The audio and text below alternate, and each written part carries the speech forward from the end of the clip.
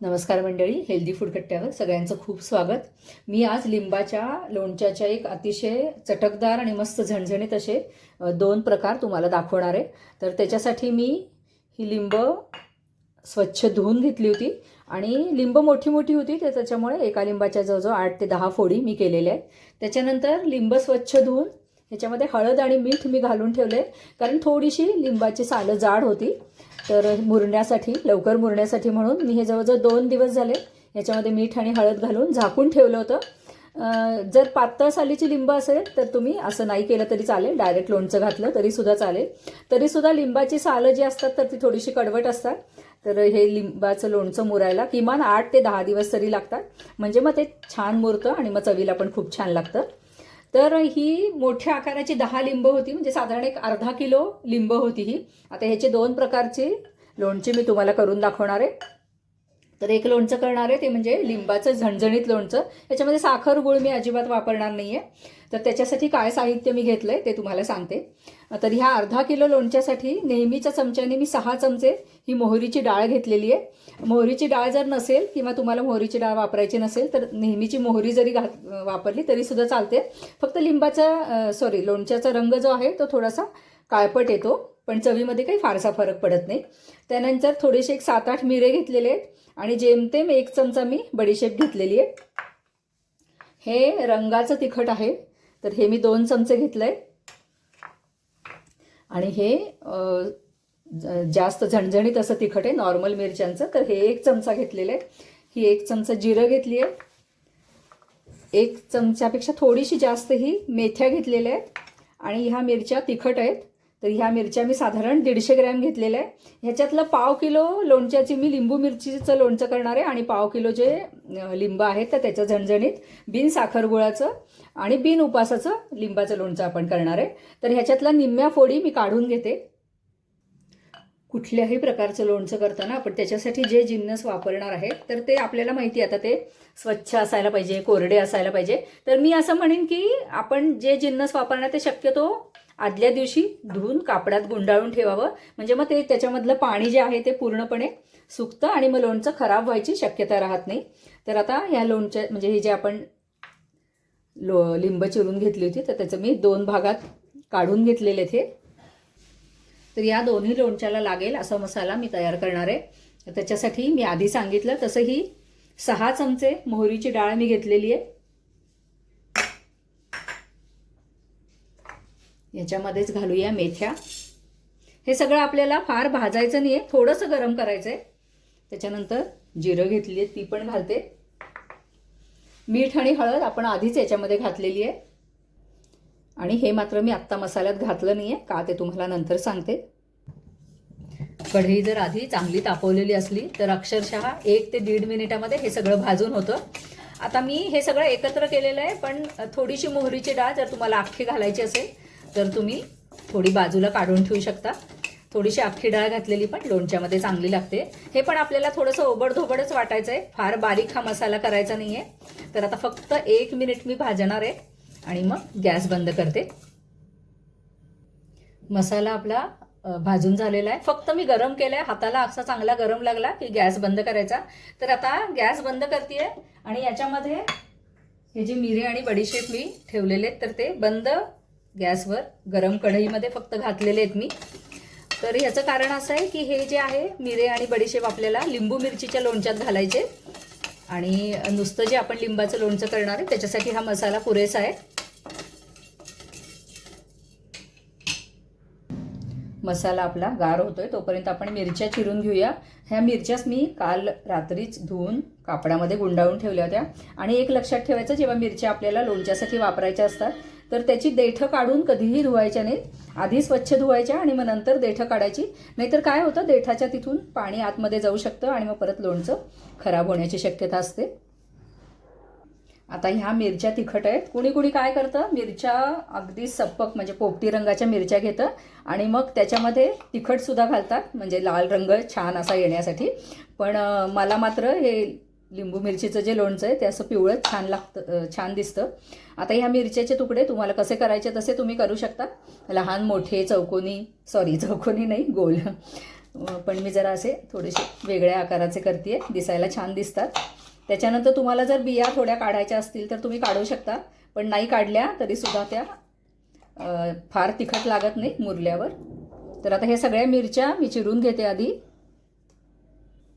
आता हे जे अर्ध मी लिंबू काढून घेतलेलं आहे तर त्याच्यामध्ये ह्या चिरलेल्या मिरच्या मी घालून घेणार आहे. मिक्स करून घेऊया.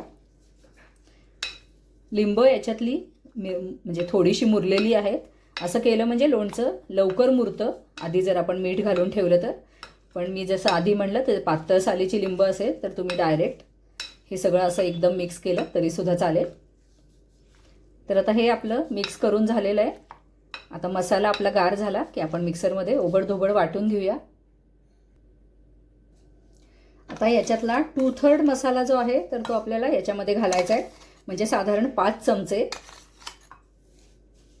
आणि थोडंसं मसाल्याचं प्रमाण कमी जास्त झालं तरीसुद्धा फार फरक पडत नाही. आपण चव घेऊन नंतर त्याच्यामध्ये वाढवू शकतो अजून थोडासा मसाला. मिक्स करून घेऊया. स्वच्छतेची नीट काळजी घेतली तर हे लोणचं फ्रीजच्या बाहेरसुद्धा खरं म्हणजे खूप छान राहतं. पण आता काहीतरी पोल्युशनमुळे म्हणा किंवा थोडंसं आपल्याकडून एखाद्या वेळेला बरणी उघडी राहिली किंवा थोडासा जरी दमट वगैरे असा चमचा आपण याच्यामध्ये घातला बरणीमध्ये तर लोणचं खराब व्हायची शक्यता असते. आणि आपण याच्यामध्ये कुठलेही प्रिझर्वेटिव्ह वापरत नाही घरामध्ये जेव्हा आपण लोणचं करतो तेव्हा. तर मला असं वाटतं व्हिनेगर वापरणं किंवा कुठलेही प्रिझर्वेटिव्ह वापरण्यापेक्षा फ्रीजमध्ये जर आपण लोणचं ठेवलं तर चालतं. तेवढा आपण फ्रीजचा वापर करू शकतो. आणि जसं मी नेहमी सांगते तसं अगदी थोड्या प्रमाणात लोणचं करायचं, म्हणजे मग ते लवकर संपतं आणि फ्रीजमध्ये फार जास्त दिवस ठेवून आपल्याला वापरावं लागत नाही. मी अगदी छोट्या छोट्या ऑर्डर घेत असते, तर हे ऑर्डरसाठी मी लोणचं करते.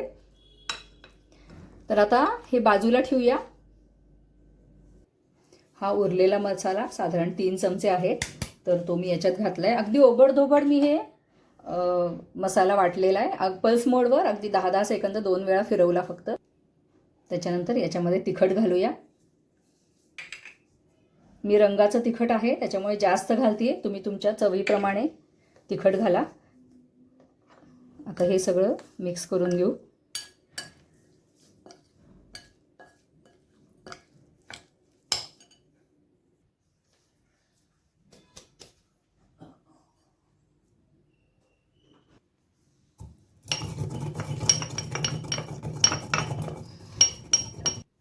लोणच्यात मिसळूया मिरे आणि बडीशेप.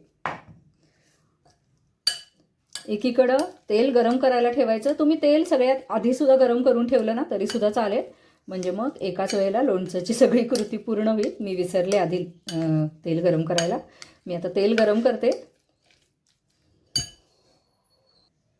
दोन्ही लोणच्याला मिळून मी साधारण 1 पाऊण वाटी तेल घेतलेलं आहे. तुम्ही तेलाचं प्रमाण कमी जास्त करू शकता किंवा तुम्हाला तेल घालायचं नसेल तर हे लोणचं असंच ठेवलं तरीसुद्धा चालतं. पण टिकण्याच्या दृष्टीने तेल आणि मिठाचं प्रमाण जर बरोबर असेल तर लोणचं व्यवस्थित टिकतं. तर आता हे तेल मी आता गरम करायला ठेवते. तेल व्यवस्थित गरम होऊ द्यायचं आणि तेलाचं टेम्परेचर चेक करण्यासाठी 1-2 दाणे मोहरीचे घालून बघायचे. ते जर तडतडले तर याचा अर्थ आपलं तेल व्यवस्थित गरम झालेलं आहे. तर आता तेल गरम झालं की मग मी गॅस बंद करते. तेलातनं बुडबुडे येत असलेले तुम्हाला दिसत असतील. तेल आपलं गरम झालेलं आहे ते चेक करण्यासाठी मी आता 1-2 दाणे मोहरीचे घालणार आहे.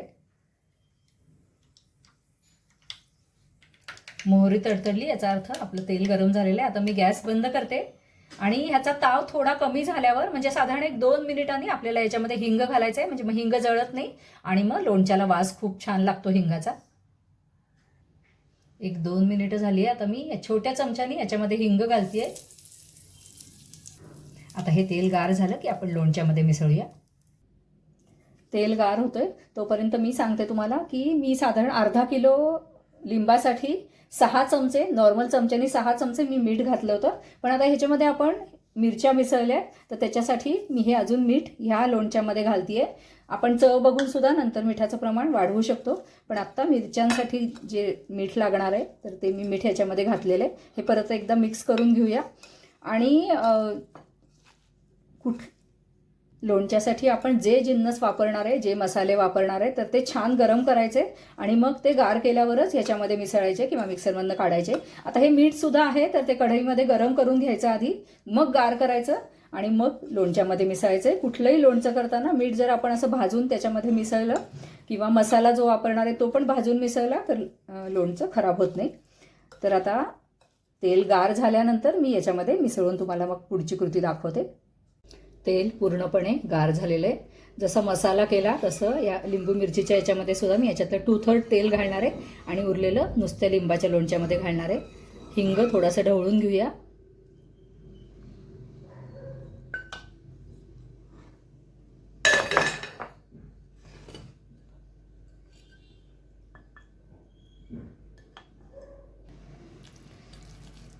मस्त झणझणीत असं लोणचं तयार आहे आपलं. अक्षरशः तोंडाला पाणी सुटतंय बघूनच. आता जरी आपल्याकडे एखादी भाजी नसली किंवा नावडती भाजी असली आणि हे जर 2 लोणच्याचे प्रकार घरामध्ये असतील तर वरण भाताला तोंडी लावायला हे लोणचं, त्याच्यानंतर पोळी भाकरीबरोबर खायला लिंबू मिरचीचं लोणचं. तर असं हे लोणचं घेऊन आपण आपलं जेवण छान चविष्ट करू शकतो. तर आता हे झाकून मी असंच ठेवणार आहे. त्याच्यानंतर लिंब तर ही थोडीशी सॉफ्ट झालेलीच आहे, पण 1-2 दिवसांनी मी हे बरणीत भरते आणि मग तुम्हाला दाखवते.